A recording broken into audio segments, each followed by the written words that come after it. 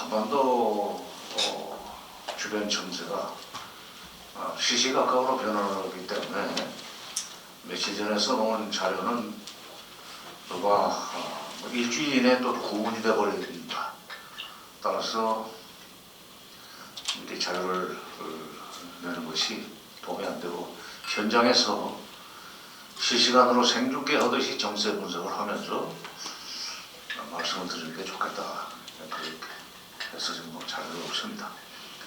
여담을 말씀드리죠. 저희 고등학교 때 수학선생님이 해마다 서울대학교 옛날에는 연합고사나 수능이 아니고 대학별로 출제를 하던 시절인데 60년대 초중반 서울대학교 실제 문제를 수학 문제를 최소한 한 개는 맞추는 유명한 선생님이 있었어요. 그분의 특징은 절대로 노트 필기를 못하게 합니다. 칠판에다가 쭉 써요. 미분적분 이런 걸 가르치면서 굉장히 빠른 속도로 쓰는데 이제 따라 쓰지요. 그러면 가끔 돌아보면서 쓰지 마라 이놈들아! 고함을 질러요. 그거 다 책에 있다. 다만 자기는 칠판에다 써놓고 이제 설명을 하려고 판서를 할 뿐이지 이 책에 다 있는 걸 왜 베끼느냐. 나중에 가만히 앉아있다가 내가 얘기하는 걸 이해를 하고 완전히 이해를 한 뒤에 책을 보면은 미분적분에 대해서는 통달하게 된다. 그러다 그래도 적는 놈이 있었어요. 그러면 그거는 확 돌아보고는 뱀공 확 때리는데 귀신처럼 맞춥니다. 그저는 저도 노트 필기를 별로 안 했어요. 대학 때도 그저 노트 한 권 가지고 한 학기를 보냈는데 몇 가지 중요한 그저 단어만 몇 개 적죠. 근데 이제 오늘 제가 이렇게 사전 자료 없이 말씀드리려고 그러다 보니까 저도 조금 헷갈릴 수는 있는데 대신 자료가 없기 때문에 좀 경청을 하시는 게 좋을 겁니다. 자료가 있으면은 이따 가서 보지 하고는 대충 안 들어요. 그리고 가버리고. 자, 제가 77년에 통일원에 들어가서 지금 40년 넘게 통일 문제를 업으로 삼고 있습니다. 저는 이제 학부에서는 대학에서는 원래 이제 국제정치학이라는 걸 공부를 했는데 그 국제정치학을 배우면서 통일 문제의 복잡성에 대해서 쉽게 이해를 할 수 있었습니다. 왜냐면 지금도 통일운동 하시는 분들 중에는 낭만적인 생각을 하시는 분들이 있어요. 극단적인 통일운동을 하시는 분들은 미국만 내보내면은 그 나라도 통일된다. 이게 초기에 북한이 주장했던 통일 방안입니다. 미국은 철수시키고 남북의 민족끼리 같은 민족끼리 통일하면 되는 것을 뭘 복잡하게 생각하는가. 근데 이 한반도 문제와 관련해서 맨 처음에 주목을 해야 될 부분은 한반도의 지정학적 위치입니다. 지정학적 위치가 참 곤란하고 복잡하고 고약하게 돼 있어요. 쪼개진 이유도 우리는 전범국가도 아닌데 우리 땅이 쪼개진 것은 전쟁이 끝날 쯤에서 전쟁 중에도 그랬지만 조선은 일본의 일부분이었습니다. 지도상으로는 일본으로 나오는 데였었습니다. 일본의 일부인 한반도를 미국과 소련이 절반씩 쪼갰죠. 각각 소련은 남쪽으로 내려오기 위해서 태평양으로 내려오기 위해서 블라디보스톡이 그때까지만 해도 부동항이 아니었기 때문에 요즘은 블라디보스톡도 겨울에 그렇게 잘 알지 않는답니다. 그래서 청진항이라든가 이런 데를 노렸죠. 물론 그 국동함대가 있으니까. 미국은 미국대로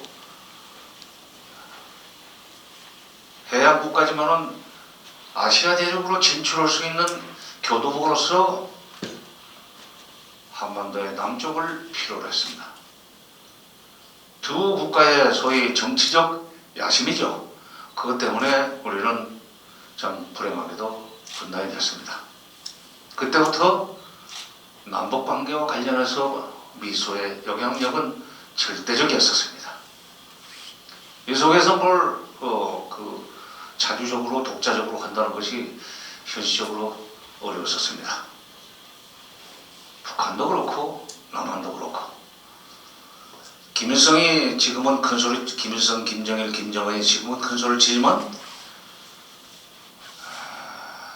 주체사상이라는 것이 나오기 전에 50년대 중반에 주체사상이 나왔습니다만은 그것도 미소가 소위 이념 대결을 시작하자 중소가 이념 분쟁을 시작하자 중국과 소련으로부터의 양쪽으로부터는 간섭을 피하기 위해서 내건 명분이 주체입니다. 솔직히 별거 아니에요. 그러나 외교적으로 우리는 자주 외교를 한다. 그러기 위해서는 경제도 자립 경제로 갈 수밖에 없다. 그 다음에 국방에서도 의존할 데가 없으니까 중소가 다 저희들끼리 싸우느라고 북한은 안 도와주니까 동맹국이긴 하지만 동맹조약 체결하기 전이군요. 거기는 동맹조약을 5.16이 나고 난 뒤에 7월달에 쫓아가서 소련하고 동맹조약을 체결하고 중국하고도 체결을 했는데 어떻든 공산대국인 중국 소련으로부터 지원을 기대할 수가 없다. 군사적인 지원을. 그래서 국방에서 차이다. 이렇게 여러 가지 소위 화려한 소위 미사역을 늘어났지만 결국은 그쪽의 주체는 소련으로부터 벗어나는 거였었습니다. 소련이 워낙에 그야말로 포괄적으로 자기 앞집에 노릇을 시키려고 하는 것을 그들은 50년대 중반부터 거부를 하고 자주 노선을 걷겠다고 얘기를 했는데 그러면서 이제 그들은 마음을 놓을 수 있었던 것이 군사적으로 마음을 놓을 수 있었던 것은 남쪽에 군사 정권이 들어섰지만은 그러나 남쪽은 6.25 전쟁 이래 소위 작전 지휘권을 미군한테 넘겨놨기 때문에 이 중요한 대목입니다. 방위청 병무청장님 군 출신이시기 때문에 민감하게 어떻게 하시려고 그러는데 작전 지휘권을 유엔군 사령관 구체적으로는 주한미군 사령관이 가지고 있기 때문에 저들은 우리가 때려도 꼼짝 못한다. 현실적으로 68년 1월 21일 김진조 사건이 났을 때 박정희 대통령이 저쪽으로 치려고 오지 않았었습니까? 미국이 손목을 딱 잡았어요. 한 대 맞고 끝내라. 네가 저걸 반격을 하면 저쪽이 다시 응전할 거고 이렇게 되면 소위 국지전이 전면전으로 번지고 이렇게 되면 다시 소위 한국전쟁이 일어날 수 있고 한국전쟁이라는 건 이제 우리는 6.25 농난이라고 그러지만 국제적인 공식 명칭은 코리안 워입니다. 한국전쟁이 일어날 수 있고 그런데 그런 상황에서는 우리는 더 이상 6.25 때처럼 개입 못한다. 꼼짝 못하고 주저앉았죠. 유명한 83년 10월 9일 랑군 사건 때도 저는 그때 대화사무국의 운영부장을 하고 있을 때입니다만 그때도 전두환 대통령이 저쪽 청진 쪽으로 하여튼 동해안 쪽으로 해서 상륙작전을 해서 하여튼 돈을 한번 내주겠다는 생각을 했었던 걸로 알고 있습니다. 미국이 여기서 끝내라. 우리 형편이 그렇습니다. 자, 이런 상황에서 지금 남북 미중 관계 변화 전망 굉장히 어렵습니다. 세부적으로 들어가면 진짜 밤을 새워도 이게 길이 없습니다. 나갈 길이. 그래서 아침이 잘못 지난 동안에 제가 여러분들한테 말씀드릴 수 있는 것은 아주 큰 틀에서 얘기를 해야 되겠다. 남북 미중 다른 말로 하면 한반도 정세 어떻게 풀려가고 있는가. 중국이 저렇게 경제대국이 되기 전에 우리 외교는 쉬웠었습니다. 미국 편에만 쓰면 됐었어요. 미국 편에만 쓰면 됐었습니다. 근데 중국이 경제대국이 되면서, 경제대국이 된 것이 G2가 된 것을 경제대국이 된 시점으로 친다면 2010년입니다. 2010년에 중국의 GDP 총액이 G2로 올라섰어요. 일본을 제끼고 G2로 올라섰습니다. 처음에 G20 개방계약 거기 전에는 뭐 형편없는 저개발 내지는 빈곤 국가이지만은 78년 연말에 개방계약을 결정한 뒤에 빠른 속도로 경제가 성장하면서 32, 25, 22 막 이런 식으로 올라가는데, 그때까지만 해도 미국이 중국을 무시했어요. 제가 정부에서 이러면서 미국과 불가불, 통일부지만은 미국과 불가분 왕래를 할 수밖에 없는데 외교만 하지 않고 남북 문제에 계속 그들이 간섭을 하니까 미국이 가지고 있는 대외 간의 문제점은 뭔가? 우리나라는 세계 최강 국가이기 때문에 웬만한 나라는 찍어 누르면 물 끓게 돼 있다. 그게 강합니다, 그 사람들. 그래서 굉장히 오만한 거예요. 우리를 따라올 나라는 없다.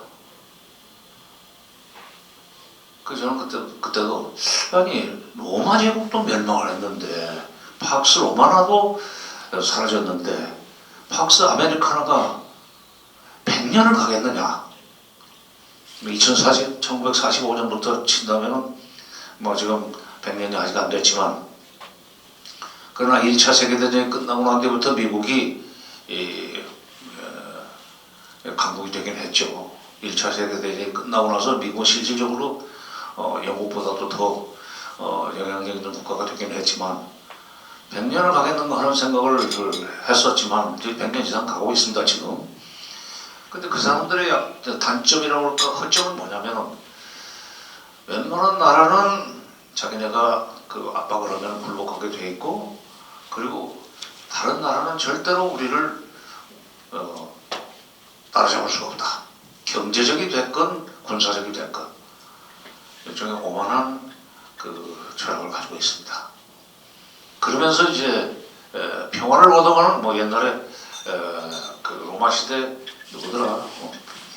베키오 순간 누군가 그런 얘기를 했고, 또 그걸 또 한번 되풀이한 사람이 프러시아의 전략가라고는 클라우제비츠. 소위 평화를 바라보던 전쟁을 준비하라.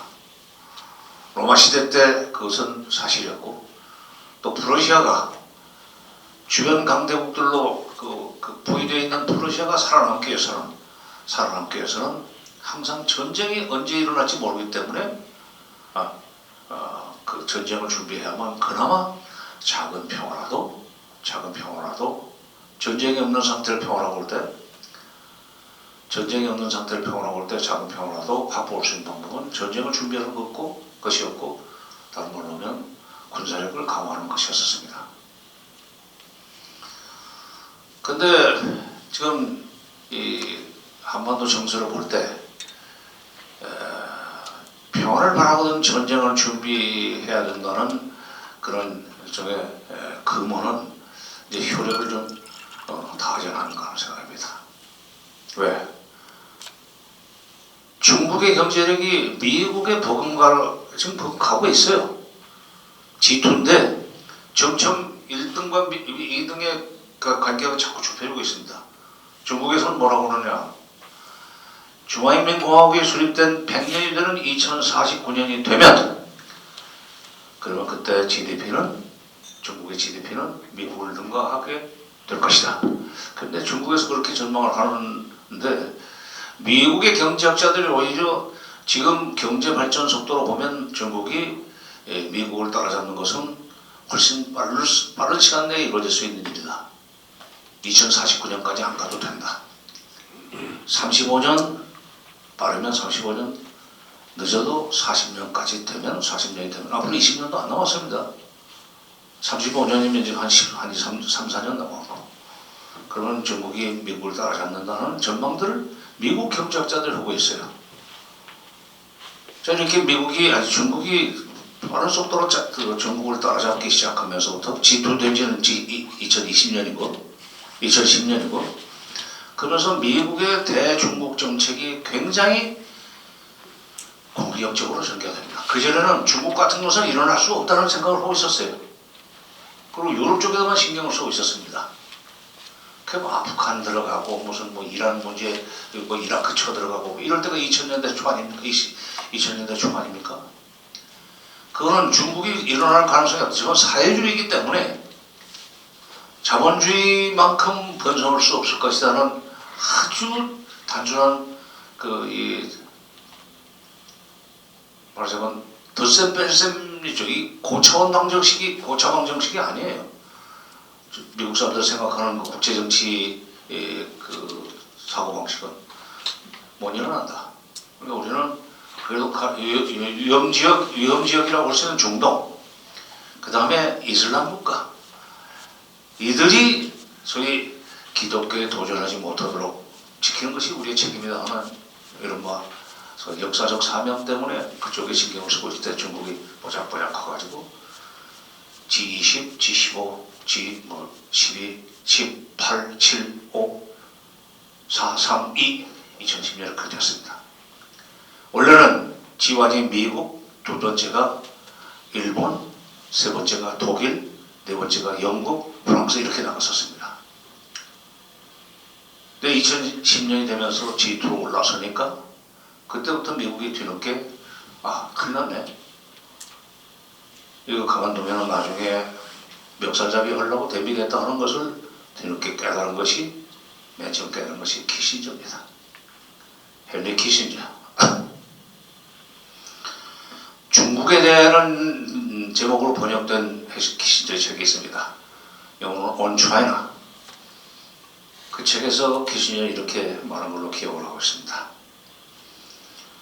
중국은 지금 상승하는 국가다. 라이징 컨트리다.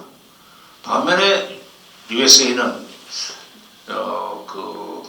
키신저는 특별하게 소위 유대계 이민자 아닙니까? 독일에서 절대로 미국을 우리나라라고 하지 않아요. 아주 객관적으로 얘기합니다. 미국이라고 그래요. 좀 특별합니다.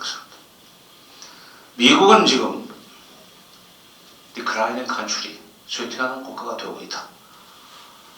라이징 컨트리와 디클라이닝 컨트리 이렇게 되고 있지만은 미국은 아직도 자기들이 가장 강력한 국가였던 시절의 추억만 가지고 지금 이 군림하려고 그러는데 머지않아서 지금 미국이 중국한테 따라잡힐 가능성이 있기 때문에 지금부터 신경을 써가지고 미국과 중국이 공존할 수 있는 그런 방안을 찾아야 된다. 특히 중국이 가지고 있는 국제 질서관 거기에 대해서 그 사람 주목했습니다. 중국이라는 나라는 한당 이래 명청조 말까지 구체적으로는 아편전쟁에서 영국한테 무릎을 꿇기 전까지는 천하를 호령했던 나라다. 로마보다도 더 넓은 영역을 자기들 세력권으로 삼고 있던 나라였기 때문에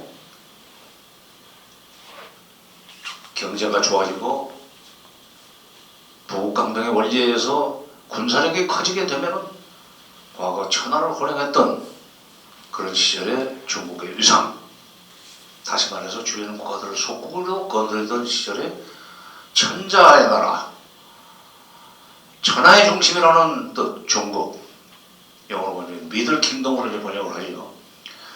그때의 중국의 위상을 회복하려고 할 것이다. 그때에 대비하라.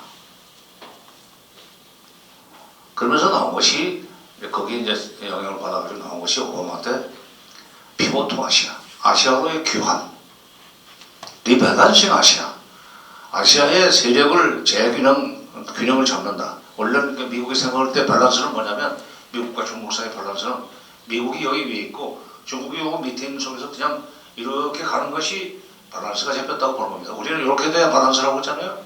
근데 그 사람들은 미국과 중국 사이의 차이가 계속 유지되는 걸 그 사람들은 밸런스가 유지된다고 생각을 하기 때문에 걔는 이게 달라요.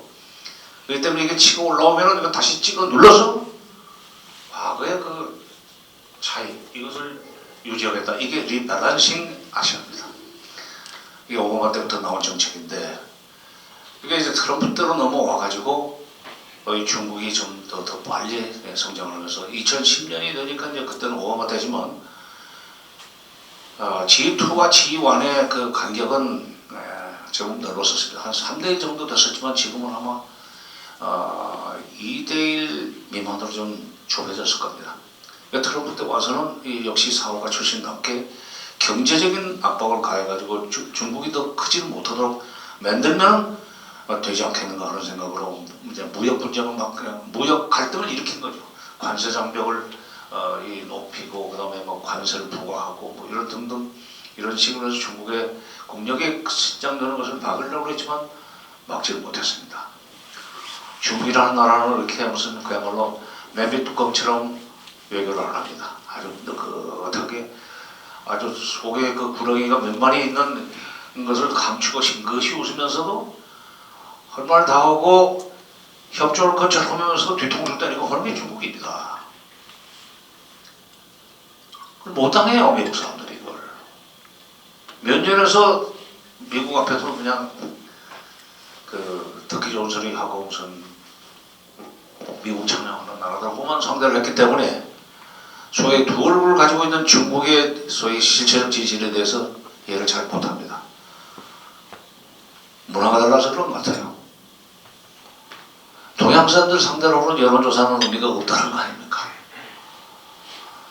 서양에서 하는 여론조사는 정치적인 문제와 관련된 여론조사들은 결과가 나오지만 소위 동양 문화권, 뭐 중국도 그렇고 일본도 그렇고 한국도 그렇고 이 사람들은 말하는 것과 속성이 다 다르다. 일본 말로는 소위 다테마에와 혼내 다르다. 그러니까 이제 중국을 어쩌지를 못합니다. 미국이 자기들은 한다고 그러는데 중국이 미국한테 쉽게 굴복을 안 해요. 이런 상황으로 지금 발전하면서 이제 바이든 정부에 들어와가지고는 인도 태평양 전략이라는 것은 트럼프 때 나왔는데 인도양과 태평양 쪽으로 중국이 못 나오도록 만들겠다는 것이 인도 태평양 전략입니다. 말하자면 중국이 뭐 그 항공모함을 건조해가지고 좀 한 대밖에 없었지만은 재작년인가 2018년 그때 두 번째 항공모함을 건조했었죠. 랴오닝호라고 지금 세 번째 걸 만들고 있습니다. 미국은 태평양 그 항공모함이 뭐 7대인가 그렇다고 그러는데 어쨌건 이 항공모함을 그렇게 건조하는 이유는 바다로 나와 있다는 거죠. 그리고 더 궁극적으로는 태평양과 일본은 아니요 태평양은 중국과 미국이 나눠서도 충분할 만큼 넓다고는 2013년 6월달 오바마가 아니라 누굽니까 시진핑이 미국을 찾아가서 오바마 대통령한테 했던 말입니다만 그 말이 굉장히 무시무시한 말인데 미국은 그걸 별로 의식을 않더라고요. 그러니까 중국적 문법을 알고 있는 사람이 들을 때는 저 대단한 얘기인데 미국에서는 그것을 별로 그렇게 겁을 안 내는 걸 보고 야, 전 미국 사람은 확실히 소위 손자병법에서 말하는 지피지기 백전불태라고 하는 발상이 없다. 상대방이 지금 무슨 생각을 하고 있는지 먼저 알아가지고 내 힘을 여기다가 견줘서 전략을 세우면 100번 싸워도 위험하지 않다. 그게 손자병법 그 핵심 요소 아닙니까? 상대방의 의중을 읽으려고 하지는 않을까요? 자기식으로 해석을 해버려요. 소위 외교정책에 있어서 영어로 보면 perception, 상대방의 의중을 제대로 파악하는 거하고 misperception, 상대방의 의중을 있는 그대로 파악하지 않고 자기식으로 해석하는 것이 소위 foreign policy, 외교정책 결정과 집행 과정에서 핵심적인 요소다 하는 얘기를 하는 학자도 있어요, 미국에. Perception and misperception in decision making. 그런데 그건 소수율밖에 안 되고 미국이 실제로 정부에서 이루는 사람들은 미국 이외의 나라들은 열등하고 저희들이 뛰어봤자 벼룩이다 그런 식의 사상을 좀 가지고 있습니다만은 이렇게 해서 지금 중국을 그렇게 두려워하지 않고 나가고 있는데 미국이 중국은 지금 끊임없이 말하자면 북북 강변해 가고 있습니다. 앞으로 시간이 가면 갈수록 미국과 중국 사이의 격차는 줄어들 것이고 군사력을 아직은 중국이 미국을 따라갈 수는 없어요. 왜냐하면 미국이 초기에 2차 대전 이후에 초기 투자를 많이 했기 때문에 전 세계적으로 최대 군사대국입니다. 근데 중국은 유럽이나 아프리카까지 간섭을 이루었기 때문에 이 동북아 지역 자기 땅에만 이 세력을 키우면 되는 거 아닙니까? 그리고 주변 해역만 그리고 그 주요 상공만 영토만 보호하면 되기 때문에 그렇기 때문에 미국만큼 이렇게 투자가 분산되지 않는 관계로 지금 현재 군사적으로는 미국이 최강국이고 두 번째가 미국입니다. 중국입니다. 세 번째가 러시아, 네 번째가 인도, 다섯 번째가 일본. 해외 출병을 할 수 없지만 자위대 군사력은 다섯 번째입니다. 우리가 여섯 번째입니다. 북한은 경제력에 비해서 군사력이 소위 이상비대 증상을 보이고 있음에도 불구하고 경제가 더 이상 크지 못하는 관계로 3년 전까지는 25등이었는데 작년 말 현재 28등으로 떨어졌어요. 그러니까 경제적으로 한 170, 80위에 불과한 북한이 25, 6, 7, 8위의 군사력을 유지하려다 보니까 인민경제가 어떻게 되겠습니까? 인민경제가 형편없어요 지금. GDP 총액이 300억 달러밖에 안 됩니다. 300억 달러면 우리는 지금 1조 5,600억인가 그렇고 300억 달러밖에 안 되면 몇 분의 1입니까? 외형적으로 보면 30분의 1 아닙니까? 50분의 1. 퍼캐피타 1인당 소득 면에서도 저기 1인당 우리가 1인당 소득이 31,000달러가 넘었고 북쪽이 1,200달러입니다. 1,200달러, 31,000달러.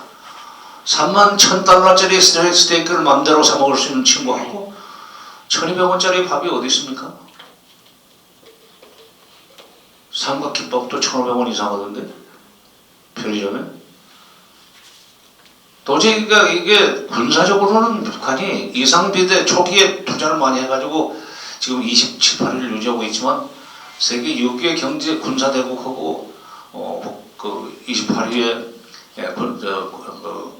머물러 있는 북한하고 재래식 전력 면에서는 이건 승패는 끝난 거예요. 다만 핵과 미사일이라는 문제 때문에 지금 방심할 수 없는 그런 관계가 되어 있는데, 근데 이제 핵과 미사일 문제는 이게 단순한 군사 문제가 아닙니다. 북한이 마음대로 쓸 수도 없어요. 썼다 하면 저는 죽습니다. 우리를 보수적인 생각을 하시는 분들이 그놈들이 뭐로 핵과 미사일을 개발하겠어? 공산화 시키려고 오지 우리를. 그런데 그래서 핵을 가지고는 협박을 할 수 있어요. 그러나 미사일 뭐 대륙간 탄도탄 13,000km짜리 10,000km짜리 이거 어디다 쓰겠습니까? 미국이 때리면 우리도 가만 안 있겠다 하는 얘기지 먼저 쏘지도 못해요. 먼저 쐈다가는 저는 완전히 그냥 쑥대밭이 될 테니까.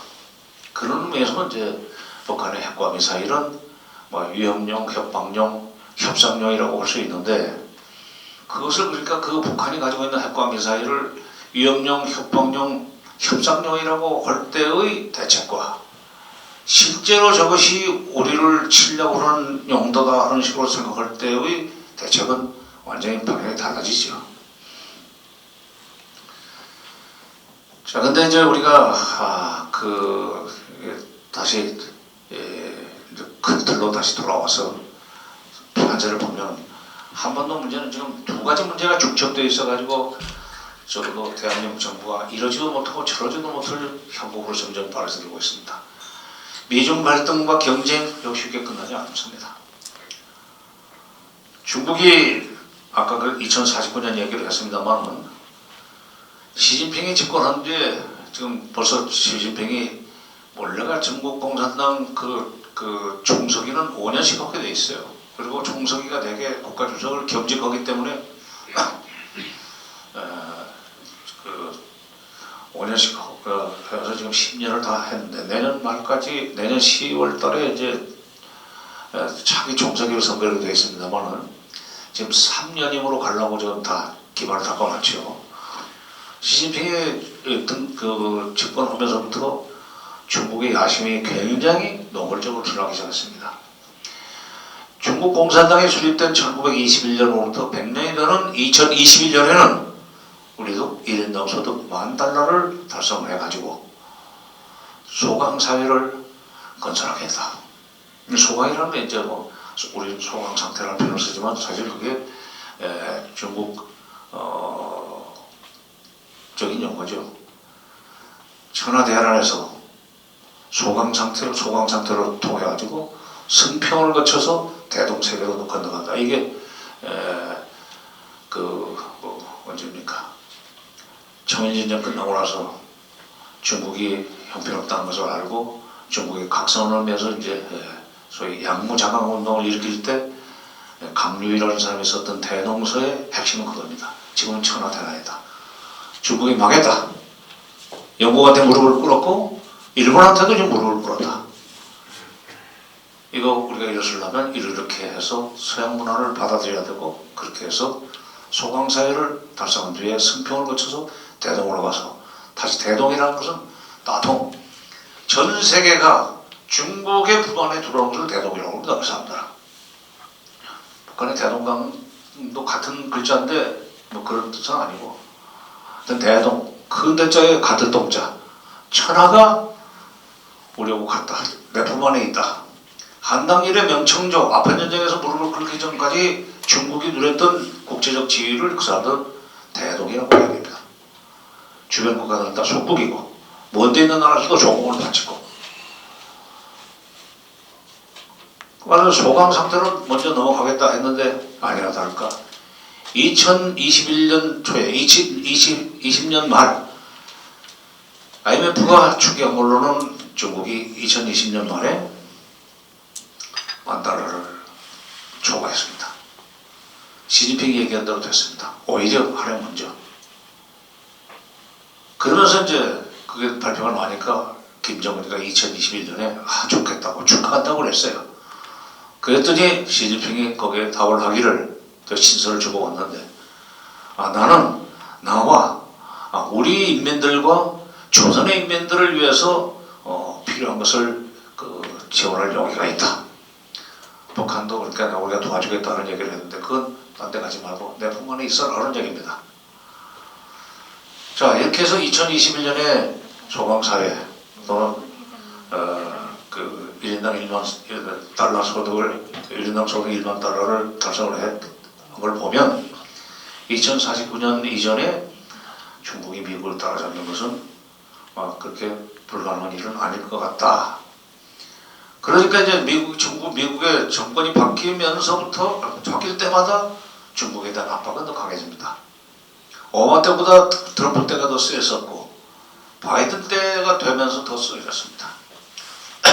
트럼프 때는 인도양 태평양을 연결하는 인도-태평양 전략을 통해서 중국이 태평양으로 못 나오게 만들겠다 하는 그런 전략을 썼었지만은 그러면서 말년에 가서 쿼드, 미국, 일본, 호주, 인도 이 네 나라를 4개를 합쳐가지고 중국이 인도양 태평양을 못 나오겠다는 전략을 추진하면 했는데 우리 보고는 들어오라고 안 했어요. 솔직한 얘기로. 자꾸 보수 쪽에서는 들어오라고 했다고 그러고 일본 언론에서는 들어오라고 했는데 한국에 거절했다고 그러고 자꾸 분란을 조성하려고 하는데 솔직한 얘기로 미국도 우리 입장을 압니다. 우리가 미국 무기를 무슨 돈으로 삽니까? 중국에서 벌어가지고 미국 미국이 사는 거 아니에요. 북한이 이런 국민 소득이 GDP 총액이 300억 달러밖에 안 되는데 우리 국방비는 지금 한 500억 달러 정도 되지 않습니까? 그 중에 한 4분의 1 내지 5분의 1 정도는 미국 무기 사는 돈 아니에요?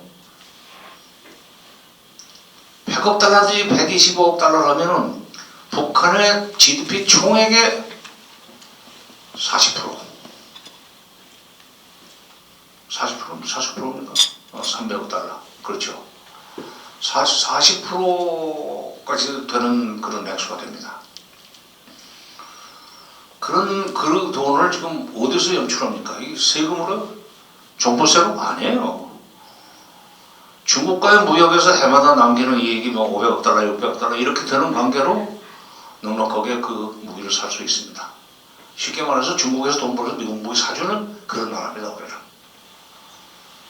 한편 이제 우리 외교는 6.25 전쟁 이후에 완전히 미국 쪽에 붙어가지고 그냥 동맹을 강화하면서 한쪽으로 군사에 투자를 안 하는 대신 경제 투자를 해서 이렇게 부자가 됐습니다. 구호로 자체는 자주국방에 했었어요. 박정희 대통령 때. 그 남산 꼭대기에서 이렇게 보면은요, 지금은 없어졌으면 국방부 건물 위에 대통령 그 휘호로 자주국방 한문으로 써가지고 탁 쇠로 새겨가지고 붙여놓지 않았었어요.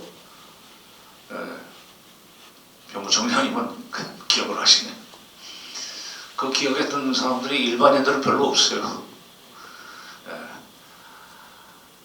현역에서 남산에 올라가가지고 남쪽을 바라봤던 사람들은 저기 저런 것이 있구나 하는 것을 그 의식을 했었는데 그 자주국방이라는 구호를 내걸었지만 실질적으로는 미국 무기를 많이 샀던 시절이고 실제로 뭐 우리도 자주국방을 위해서 뭐 유도탄 미사일 사거리를 늘리려고 애도 썼었고 뭐 여러 가지 노력을 했었지만은 미국이 원천적으로 그 미사일 사거리를 제한하는 바람에 그 한계는 있었죠. 어쨌건 그렇게 해서 우리가 미국 편에 서가지고 안보를 미국에 의존하고 그러면서 그 여유가 있는 돈으로 경제를 키워가지고 지금 와서는 부국이 됐습니다.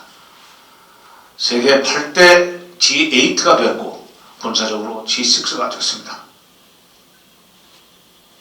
그럼 지금 그런 상황에서도 계속 대미 의존적인 외교를 해도 되겠는가?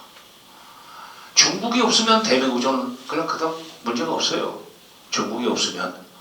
근데 중국이 날로 커지면서 우리 경제 목줄을 점점 더 세게 쥐고 있는데 어떻게 일방적인 대미 의존을 할 수 있느냐? 안보냐 경제냐 할 때 양자택일을 얘기하는 사람도 있는데 그건 현실적으로 그건 말이 안 되는. 안보를 택하면 경제는 포기해야 됩니다.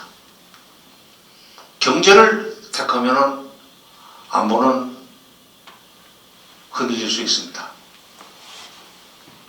중국과 미국 사이에서 우리가 살아남으려면 쉽게 얘기해서 중국 편도 됐다가 미국 편도 됐다가 할 수밖에 없어요. 이것을 용납 못하는 사람들이 있습니다. 어찌 감히 6.25 때 미국 아니면 어떻게 우리가 살아남을 수 있었는데 지금 와서 미국과 거리를 둔다는 말이냐. 중국 저때 놈들을 어떻게 믿고. 근데 현실적으로 그 길밖에 없다고 생각합니다. 김대중 대통령은 생전에 이런 말씀을 하셨어요. 저는 박정희 대통령 시절에 이제 정부에 들어가서 쭉 이러다 보니까 김영삼 대통령이 비서관도 제가 3년 8개월을 했습니다. 근데 자기의 정적인 김영삼 대통령의 통일비서관을 했던 정세현이를 자기 정부에서 차관으로 임명한 그 속셈을 저는 여쭤보지를 못했어요. 뭐 때문에 그랬습니까? 제가 묻지를 못했는데 그래서 미국과 저렇게 중국이 복잡한 관계로 발전하기 훨씬 전인 2008년, 2009년에 돌아가셨으니까 그때 이런 얘기를 하셨어요. 제가 이제 퇴임 후에 대통령 퇴임하신 뒤에 우리가 노무현 정부에서 계속 일을 했기 때문에 바로는 모시지 못했고 노무현 정부에서 끝난 뒤에는 계속 불러대셔가지고 뭐 해외도 모시고 가고 국내 어디 행사장에도 모시고 갈 수 있었는데 그럴 때마다 한마디씩 명언을 하시는데 어느 자리였는지는 기억을 못하지만 앞으로 우리나라는 중국과 미국 사이에서 외교를 잘해야 됩니다. 시골에 가면은 거의 뚝 사이로 흐르는 도랑이 있습니다. 그거 있죠? 예, 도랑이. 이제 도랑이라는 것은 뭐 큰 강도 아니고 그저 사람이 걸어도 정강이 밑으로 그러니까 바지가랑이 안 가도 될 정도로 깊이 그 정도밖에 깊이가 안 되는 그걸 이제 도랑이라고 그러는데, 도랑 속에는 소각, 이쪽 뚝에 풀도 뜯어먹고 저쪽 뚝에 풀도 뜯어먹는 식으로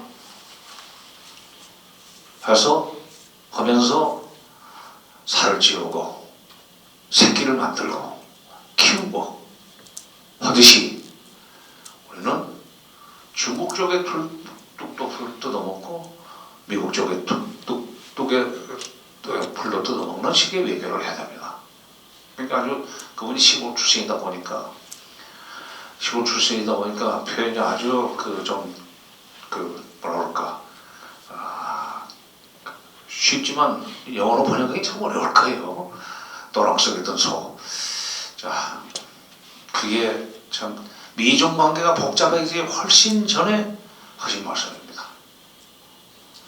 아까도 제가 모두에 말씀드렸지만 중국이 G2로 올라선 것은 2010년이고 소위 지혜 그 대명사처럼 되어 있는, 외교정책의 대명사처럼 되어 있는 키신저도 2010년에야 비로소 미국이 지금 디클라이닝 컨트리가 되고 있고 중국이 라이징 컨트리가 되고 있기 때문에 미국이 앞으로 외교를 잘해야 된다.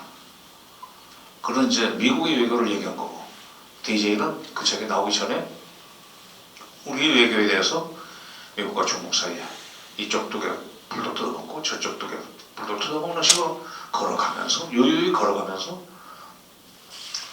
몸에 살을 찌우고 새끼를 만들고 새끼를 키우고 이런 식으로 해야 된다. 지금 미중 관계는 앞으로 상당 기간 동안 이 갈등 관계가, 그렇다고 전쟁은 못 일으킬 건데 서로 그걸 완전히 일으키는 쪽이 결국 뭐 폭망하는 결과를 가져올 수밖에 없기 때문에 그야말로 신냉전이라는 표현대로 우리 으르렁거리면서 계속 상대방 견제하는, 그리고 조금이라도 틈새를 보이면 중국은 미국을 따라잡으려고, 미국이 또 이걸 찔러 누르려고, 이런 식의 이제 관계를 유지한다고 볼 때 북핵 문제가 쉽게 풀릴 수 있겠는가? 미중 갈등이 영속화될 가능성이 있는데 언제까지 갈지는 모르지만 적어도 앞으로 미국이 완전히 중국과 공존하는 수밖에 없다는 식으로 포기할 때까지는 그 갈등은 계속될 수밖에 없고, 그것은 중국이 예언한 2049년, 늦은 2049년 아니면 미국의 경제학자들이 얘기한 대로 빠르면 35년 또는 40년 그 어간까지는 35년 49년 사이까지는 미국이 계속 중국을 그래도 눌러보려고 그러고 중국은 일어서려고 그러고 또 누르려고, 이런 관계가 계속될 수밖에 없는 상황에서 북핵 문제가 풀릴 수 있겠는가? 죄송합니다. 풀릴 수 있다고 얘기를 해야 되는데, 우리가 잘하면 풀릴 수 있다고 생각해야 되는, 말씀드려야 되는데 풀릴 수 있겠는가? 미국의 입장에서 볼 때는 동북아시아의 전선에 소위 긴장된 소위 전선을 만들어야 돼요. 그래서 모든 친미 국가들이 중국을 압박해 들어가는데 동참할 수 있는 소위 상황을 만들어야 됩니다. 거기서 그런 소위 동북아의 소위 긴장이 고조되는 식으로 끌어가면, 전쟁은 아니지만 긴장이 고조되는 상황을 형국을 조성해야만 미국이 그나마 중국을 견제할 수 있을 텐데, 그게 거기서 한쪽에 구멍이 뚫리는 일을 미국이 하려고 그러겠는가? 바꿔 얘기해서 비핵화를 하겠다는 미국의 정책 의지라고 할까, 표명이 진심이냐 하는 겁니다. 저는. 그동안에 그것만 가지고도 안 되니까 미국, 일본, 호주, 인도를 묶어가지고 중국을 압박하려고 하는데 호주가 조금 미온적이었었어요. 왜냐하면 호주도 중국과의 그 경제 관계가 굉장히 규모가 큽니다. 이념적으로는 미국 편을 서야 되지만 경제적으로는 중국과 적대 관계에 들어설 수 없기 때문에 미적 걸고 있는 것을 호주를 끌어들이기 위한 것이 오커스 동맹이라고 합니다. 오스트랄리아의 A, 유나이티드 킹덤의 UK, 그다음에 US의 US, 오커스. 갑자기 왜 영국을 끌어들였는가? 동남아에는 과거에 영국의 식민지였던 국가들 많지 않습니까? 호주, 뉴질랜드, 말레이시아, 이쪽 동남아 쪽에 가면 또 많죠.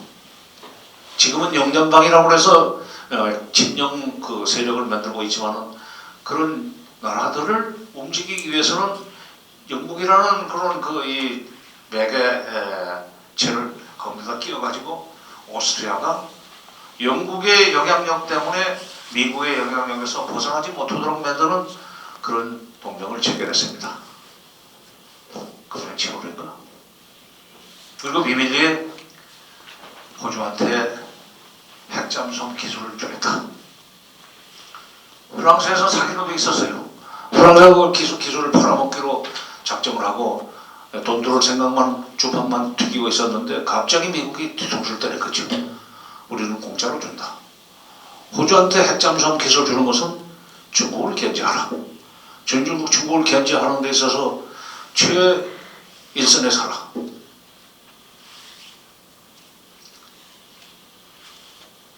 자, 이걸 보면 그렇게 오커스 동맹이 체결된 뒤에 이런 기사를 유심히 보십시오. 난데없이 카나다가 이제 북한을 감시하기 시작했어요. 카나다. 영연방 국가입니다. 친미 국가이기도 하지만 영연방의 일원입니다. 지금 영연방의 가맹국들, 아프리카에도 있죠. 지금 이번에 좀 무슨 오미크론 발생지 남아프리카 연방공화국은 뭐 대표적인 아프리카의 영연방인데 그 나라들이 지금 북한을 압박하고 있습니다. 그리고 계속 무슨 인권 문제가 있다고 얘기를 하고 북한을 압박해 들어가는 거죠.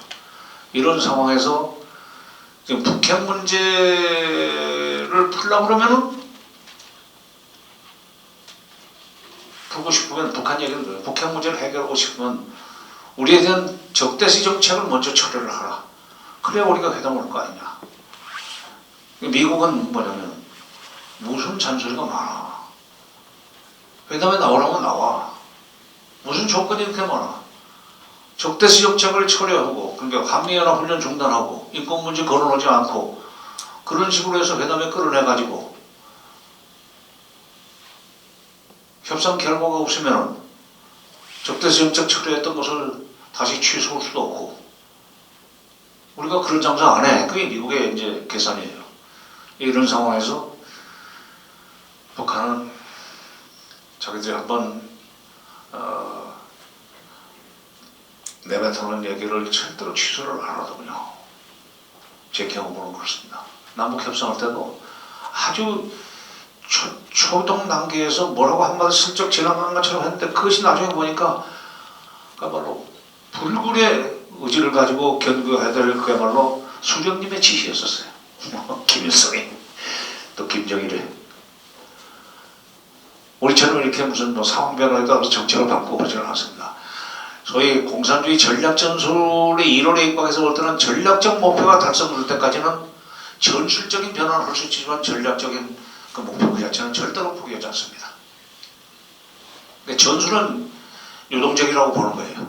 전략은 그 전략의 목표가 달성될 때까지는 절대로 움직이지 않는 정책의 기본 방향을 전략이라고 합니다. 우리는 뭐 전략, 전술은 똑같은 말로 정책을 같은 동의어로 쓰는데 소위 그 스탈린이 정리한 막스레닌주의의 제문제라고 하는 책에서 보면 전략과 전술은 확실하게 그 차별화됩니다만 이런 식으로 해서 북한이 쉽게 지금 입장을 바꾸지도 않겠지만 미국도 북한이 입장을 바꾸지 않는다는 얘기는 적대시 정책을 처리하지 않으면 말하자면 군사훈련 계속하고 한미 인권 문제 계속 거론하고 북한 인권 문제 계속 거론하면 우리는 회담에 안 나간다 그러는데 미국은 그걸 해줄 생각이 없습니다. 왜 그걸 우리가 해줘야 되는데? 군대가 있으면 훈련해오는 거야. 총장님, 그렇죠? 근데 그 지키는 평화, 피스키핑, 지키는 평화를 위해서는 군대가 있으면 훈련을 해야죠. 그러나 평화라는 것은 작은 평화도 있지만 큰 평화도 있습니다. 그러니까 전쟁을 걱정할 수 하는 전쟁이 일어나지 않는 상태, 당분간 전쟁은 안 일어날 거야 라고 하는 그런 것을 평화라고 볼 때는 군사력을 계속 유지하고 강화해 나가야 되지만, 그러나 적어도 남북 간에 전쟁 걱정이 없어졌다, 남북 간에 완전히 평화공존하게 됐다 하는 그런 상태를 지향하려면 그거는 평화의 개념이 좀 넓어져야 되죠. 군사력을 강화하기보다는 북한이 가지고 있는 군사력을 적어도 우리를 상대해서 쓰지는 않도록 만들 수 있는 방법은 없겠는가를 고민해야죠. 사실 그 해외 정책은 그런 철학에서 출발한 겁니다.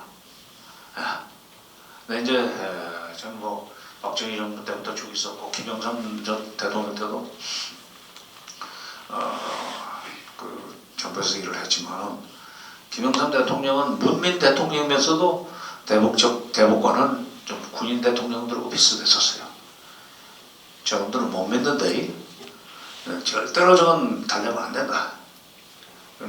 팍 밀어붙여야 된다. 그래가지고 미국이 북한하고 회담도 어떻게 했지만 미국이 말을 듣습니까? 그때 93년도 핵 문제가 터졌을 때. 그러니까 이제 우리는 지금 말이 좀 왔다 갔다 하는 것 같지만은 시간이 많이 흘렀기 때문에 이제 결론적으로 가겠습니다. 남북 미중 관계는 이거는 앞으로도 소위 안정적으로 이렇게 가기보다는 굉장히 유동적으로 갈 수밖에 없다. 그 틀에서 미중 관계가 계속 불안정하게 요동을 치면서 서로가 선조를 견제하는 그런 방향으로 나갈 수밖에 없는 가운데, 북핵 문제는 우리로서는 죽고 사는 문제이기 때문에 빨리 해결되기를 바라지만, 그러나 미국은 소위 대중 압박 전선을 강화하기 위해서 북핵 문제를 풀려고 하는 생각이 지금 점점 더 줄어들었다. 그러니까 클린턴 정부 때만 해도 북핵 문제가 처음에 터졌을 때까지만 해도 적당하게 협상을 해서 북한이 요구하는 조건, 특히 수교입니다. 북한은 그거예요. 수교만 해주면은 주한미군 철수도 요구하지 않을 것이고 핵도 우리가 개발하지 않을 것이다. 수교만 해달라. 김일성 때부터 매달렸어요. 92년 1월 21일입니다. 미국에 가서 국무부 차관을 유엔으로 뉴욕으로 불러내가지고 당시 국제비서 김용춘이가 그만 무릎 꿇고 빌듯이 한 얘기입니다. 수교만 해주십시오. 그러면 우리는 남쪽에 주둔하고 있는 미군 철수를 앞으로 요구하지 않을 것입니다. 통일된 뒤에도 미군은 조선반도에 남아 있을 수 있다고 생각합니다. 물론 유산과 역할은 바뀌겠죠. 지금까지는 미군이 우리를 견제하는 세력으로 무력으로 있었지만, 그렇게 되면 동북아의 군사 질서가 요동치는 것을 막는 그런 역할을 하려고 합니다. 마치 독일이 통일된 뒤에 독일에 나게 있던 나토군이 철수하지 않고 계속 그 자리에 있으면서 유럽의 군사 질서가 요동치는 것을 방지해 줬듯이 통일된 뒤에도 미군이 남쪽에 있어야 됩니다. 6.15 정상회담 때 6월 14일 날 김정일은 더 놀라운 얘기를 했습니다. 김대중 대통령한테. 냉전이 끝난 뒤에 미군에 대한 우리의 생각은 바뀌었습니다. 그동안 우리 철수를 요구했는데 가만 보니까 독일 통일된 뒤에 보니까 미군이 있음으로써 유럽의 군사질서가 안정되더군요. 뿐만 아니라 지역 뛰어놈들을 못 믿습니다. 뛰어놈이 누굽니까? 미국에서 생각할 때 가장 북한에 가까운 국가인 중국입니다. 뛰어놈들은 욕심이 많습니다. 뛰어놈이라고 그러세요. 북한 사람들은 남북 장관급 회담에서도 뛰어놈이라는 얘기가 그냥 자연스럽게 나와요. 영토적 야유까지 있다고 봅니다. 그런 뛰어놈을 막기 위해서는 북한함에 손잡고 미국을 활용합시다. 6.15 정상회담 때 한 얘기 합의문은 안 나오죠. 그건 아마 김대중 자서전에 들어가 있고 저는 뭐 직접 들었으니까요. 자, 이런 상황에서 지금 중국을 이용해서 북핵 문제를 풀려고 하는 것은 미국의 발상이 그런데 참 어떻게 보면 번지수를 잘못 찾은 정책입니다. 미국이 뭐라고 하냐면 지금 중국을 압박해 들어가는데 모든 동맹 국가들이 동참하라고 하면서 그러면서 중국을 압박하는 정책과는 별개로 북핵 문제를 푸는데 중국이 역할을 해야 된다는 얘기 얼마나 모순된 얘기입니까? 일어날 수 없는 일을 요구하는 거예요. 자, 그래서 좀 이렇게 남북 미중 관계가 한치 앞을 내다볼 수 없을 정도로 복잡한 큰 틀에서는 기본적으로 이것은 긴장은 계속될 수밖에 없다. 그리고 북핵 문제를 푸는 것이 우리의 비워지지만 꼭 해결돼야 되지만은 미국이 오케이를 하지 않으면 풀릴 수 없는 문제가 비핵화입니다. 왜냐하면 핵카드를 들고 북한이 달성하려고 하는 목표는 간단합니다. 수교입니다. 수교만 해주면 끝나겠다는 얘기를 싱가포르에서도 김정은이가 했어요. 그래서 싱가포르 정상회담의 공동선언의 첫 번째 성명의 첫 번째가 새로운 북미관계 수립입니다. 거기 밑에는 미국이 수교를 해주겠다. 대신 북한은 비핵화하라. 비핵화는 사망에 들어가 있죠. 이항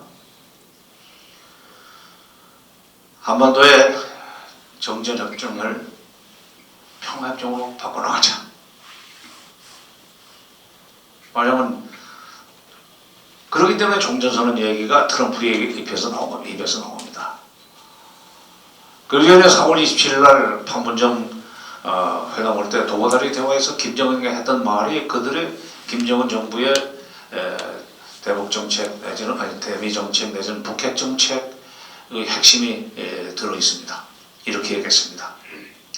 다 언론 난 거예요. 박 교수님 언론 났어요. 미국이 종전하고 불가침만 보장해주면 우리가 왜 핵을 가지고 경제적으로 어렵게 살겠습니까? 우리 잘 살고 싶습니다. 그래서 우리도 개방하고 싶습니다. 근데 아무런 보장도 없이 개방했다가 어떤 소위 음모에 의해서 내가 죽을 수 있겠습니까? 하는 얘기죠. 어딥니까? 리비아가 미국의 선의를 믿고 핵을 먼저 포기했다가 수교까지 했는데 경제 지원 받고 수교까지 했는데 결국 반정부 세력이 반정부군이 구성되더니 결국 정부군과 반정부군이 총격전을 벌이는 그 와중에 가다피 리비아 국가원수는 그 길거리에서 총 맞아 죽었습니다. 바로 그 장면을 북한은 생각하는 거예요. 미국이 북한을 치지 않겠다는 걸 먼저 확실하게 보장해주면 그리고 수교를 해주면 통합정 해주고 수교를 해주면 우리는 핵을 얼마든지 내려올 수 있다. 미사일 다 가져가라 미국이. 우리가 당신들과 협상용으로 만든 걸 우리가 쓰겠느냐. 남조선에다가 만 킬로짜리 5천 킬로짜리 쓸 필요가 없어요. 북한이 가지면 수백 기에 200km, 300km짜리 미사일이면 남쪽은 충분히 때려도 남습니다. 서울 시내주 거리가 서울 부산 거리밖에 안 돼요. 400km씩 직선거리. 그런 마당에 뭐 대륙간 탄도탄이니 뭐 중거리 미사일 같은 것은 사실 대남용으로는 무용지물이죠. 그것을 마치 대남용인 것처럼 전제를 하고 자꾸 핵과 미사일 문제를 풀어야 된다는데 미국의 본심이 그쪽이 아니라는 것을 우리가 알고 대책을 세워야 된다. 그러면 박근혜 대통령이 큰 소리 쳤지만 이루어질 수 없는 얘기를 본인이 했었는데 그때 이런 얘기를 했었죠. 핵을 머리고 살 수는 없지 않습니까? 그래서 저는 반드시 제 임기 중에 핵 문제를 해결하겠습니다.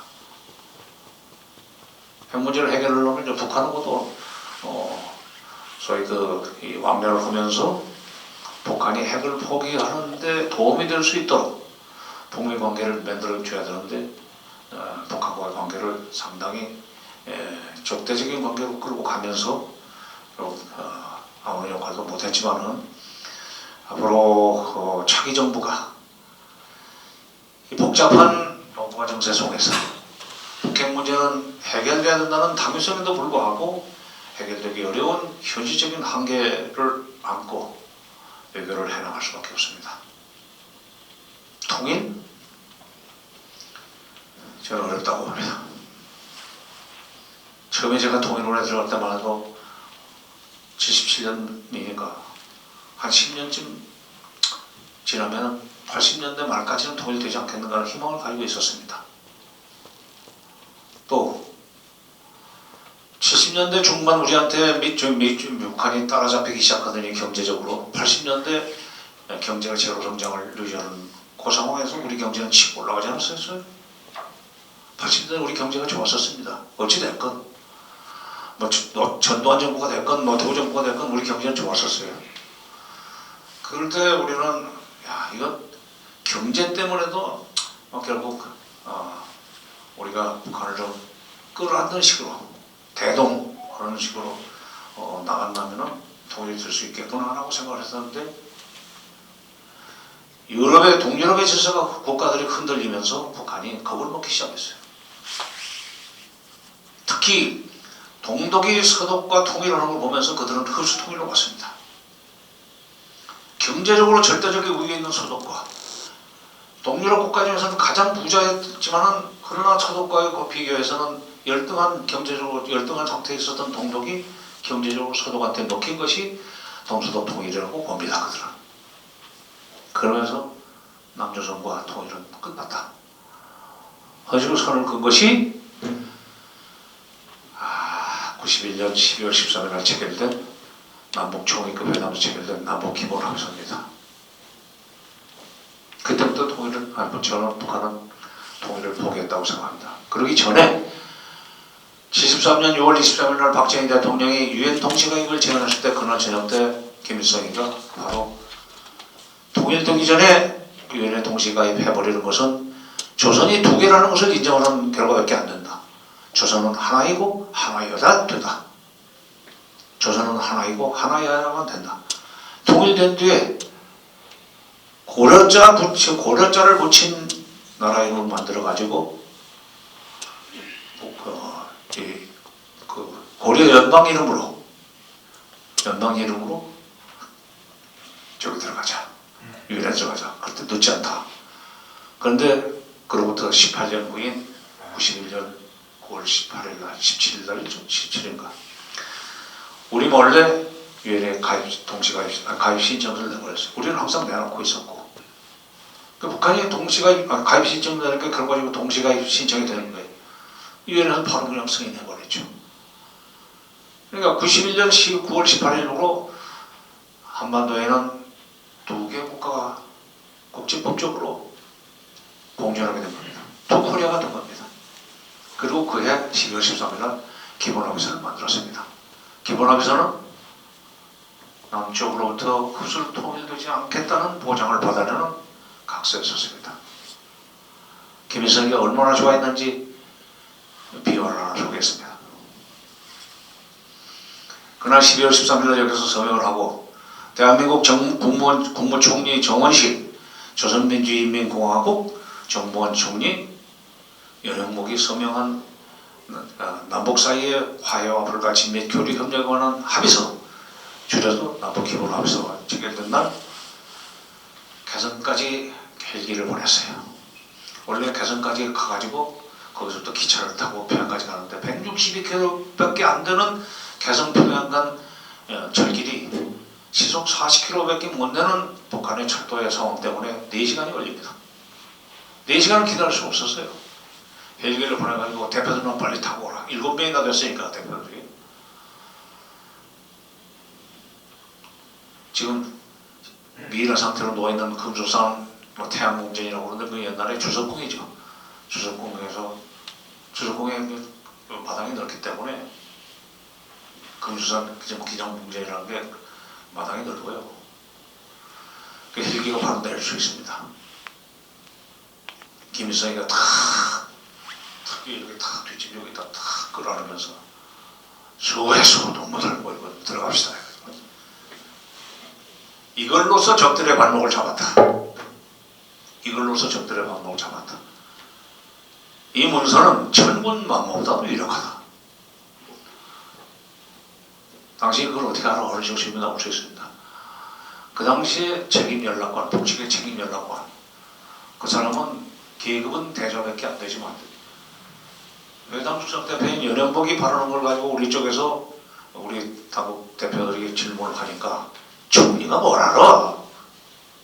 정리가 아무도 모르고 하는 소리니까 믿지 말라. 그런 소리를 하는 사람이 있었어요. 예. 아마도 국방위원회 직속이었을 것입니다.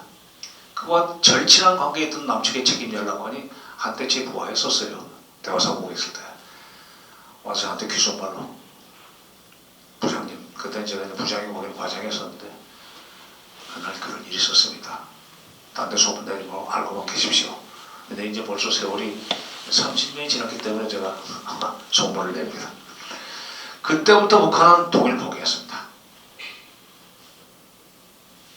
금년 1월달에 당대회를 열어가지고 북한이 노동당 규약을 개정했습니다. 그전에는 노동당 규약 정문에 소위 그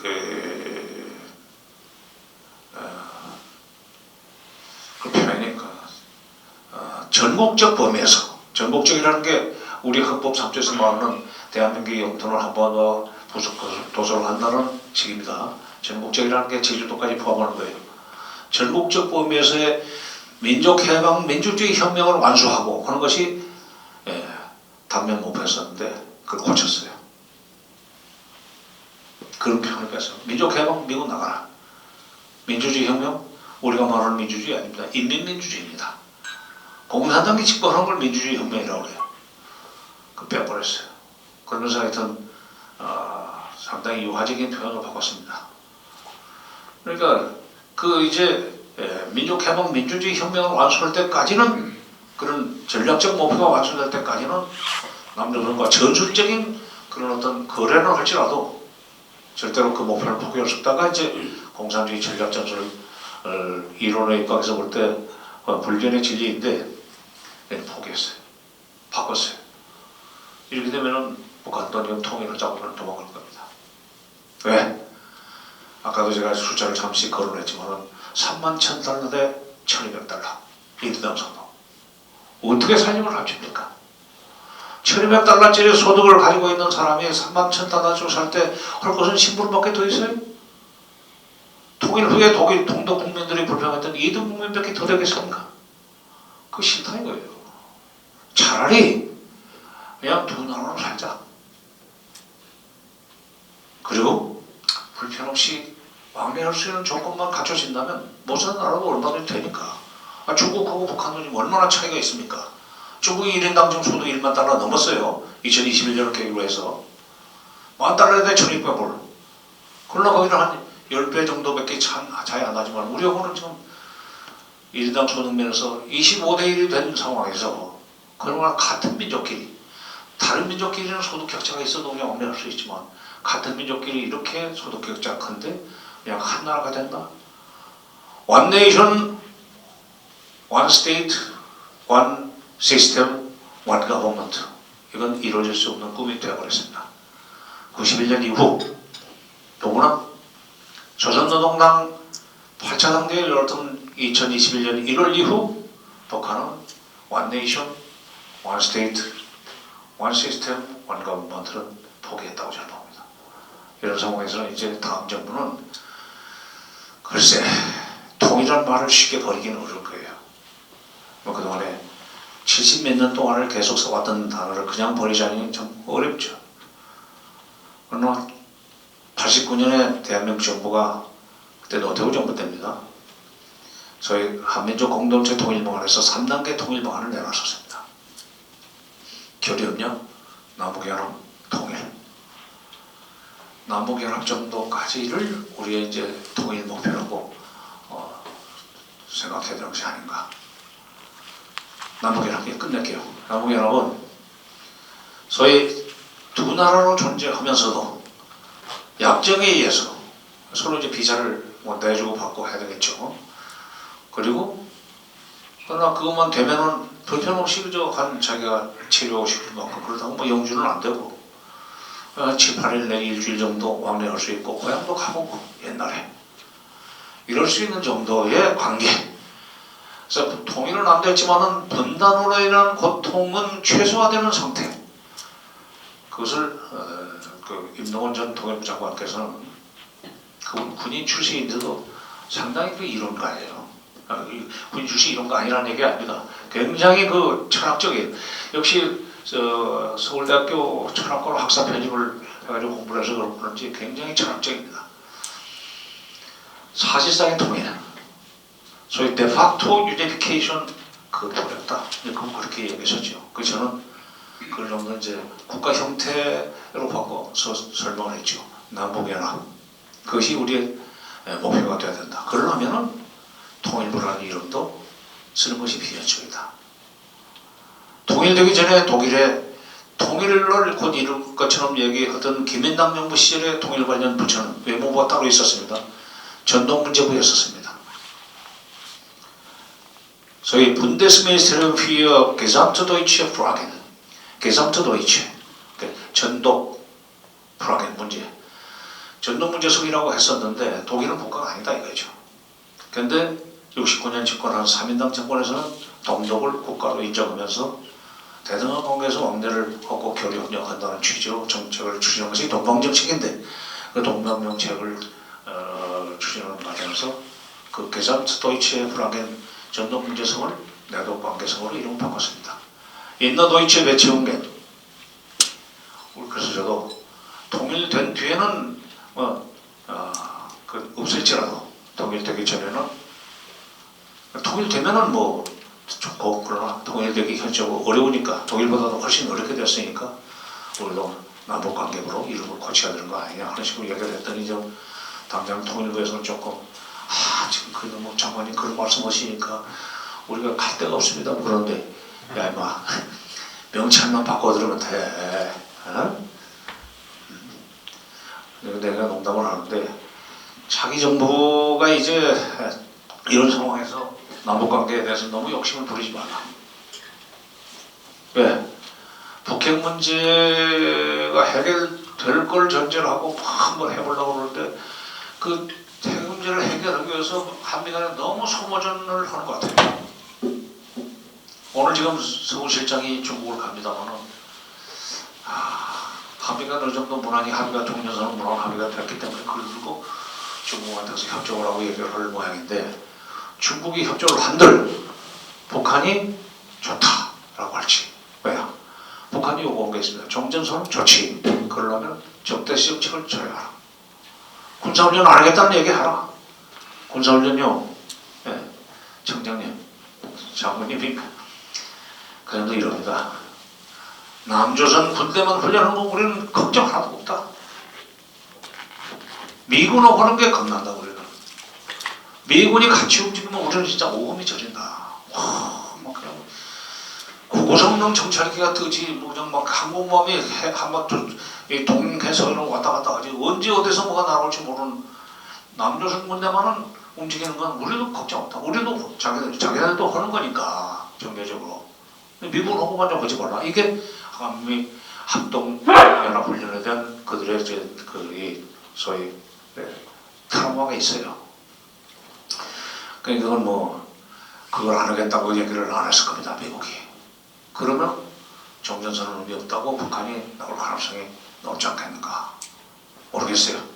내막적으로 아마 그렇게 돌려서 사실상 군사적 적대 행위를 종식한 걸로 간주할 수 있는 묘한 표현을 발견했는지 그건 모르겠습니다.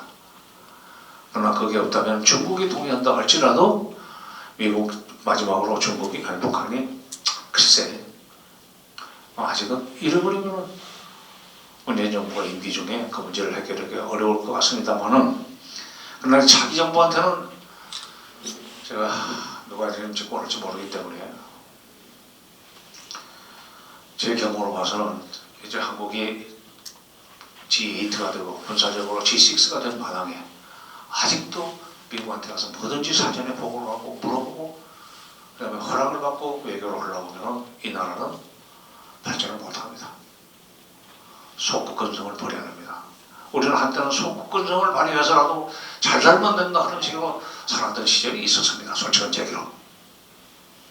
대통령이 당선되면 무조건 미국을 먼저 가야 되잖아요. 나는 그때마다 이게 조선의 왕이 등극을 하면 세자였지만 비로소 이 왕이 되고 나면 반드시 책봉사절을 보내지 않았었어요. 중국에. 왕이 직접 가지는 않았어요. 근데 요즘은 교통이 발달되니까 그냥 대통령이 직접 미국에 가서 대통령을 만나고 와야 그때부터 미국으로부터 인정을 받았다는 식의 얘기가 되고 정통성이 보장되는 그런 식에서 이제 그 단계는 지났다고 봐요. 더구나 문화적으로 한국이 지금 선진국이 됐고 웅크 다 돼서 이제 당신네는 우리 이 회의에 들어올 자격이 없어 나가 이렇게 된 거 아니에요. 저희 다들 소위 그 개발도상 국가들끼리의 모임 아닙니까? 유엔 산하에 있는 한국은 나가라고 그랬어요. 선진국의 대통령 반열에 들어갔고 경제적으로 G8고 군사적으로 G6인데 자기 정부는 진짜 미국과 중국 사이에 뚝을 걸어가면서 유유히 이쪽 쪽에 불도 뜯어먹고 저쪽 쪽에 불도 뜯어먹는 소처럼 외교를 해나가야 되지 않겠는가. 그러려면 대통령이 용기가 있어야 됩니다. 참모들이 용기가 있어야 됩니다. 에이 미국이 조금이라도 싫어하는 것을 해가지고 모르겠나. 에이 특볼 게 없는데 하면 대한민국은 더 이상 발전하기 저는 어렵다고 봅니다. 글쎄 이거는 뭐 이재명 후보가 당선되든지 윤석열 후보가 당선되든지 관계없이 차기 정부 사람들한테 해주고 싶은 얘기입니다. 다음번 대통령은 지금 문재인 대통령과는 또 다른 시대를 살게 돼 있어요. 한국이 지금 G8이 됐고 K문화로 지금 세계 인류 국가가 된 마당에 아직도 미국 편향적인 외교를 할 것이냐. 미국과 중국 사이에서 등거리 외교 나쁜 거 아니에요. 양다리 걸치는 게 그게 인간관계에서 나쁜 걸로 되지만 외교에 있어서 그런 그 도덕적인 기준은 적용되지 않습니다. 그런 용기가 좀 필요하다고 봅니다. 너무 좀 횡설수설 죄송합니다.